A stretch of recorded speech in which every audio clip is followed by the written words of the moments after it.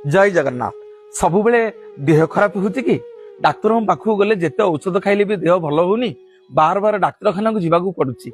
निवेदन करी जगन्नाथ महाप्रभुंकर अपूर्व कृपा प्रत्येक दिन जिते बेले आपण माने शଯ୍ୟା त्याग करुछंती सोईकिरी उठुचंती से सेजरे बसिकिरी तीनोटी श्लोक गाइबे।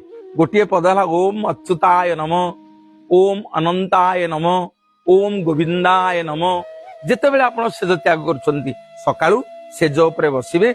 आपण प्रत्येक दिन सकाळू ओम अच्युताय नमः, ओम अनंताय नमः, ओम गोविंदाय नमः एतिकी मुंडिया मारिकी प्रणाम करिकिरी आपणकर नित्यकर्म करिवे।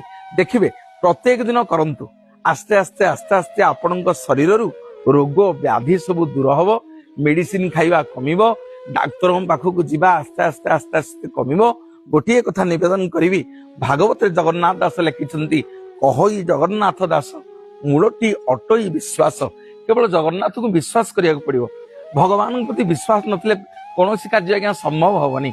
पुणी आउ थरे कहिबि आपण माननकु ओम अच्युताय नमः, ओम अनंताय नमः, ओम गोविंदाय नमः।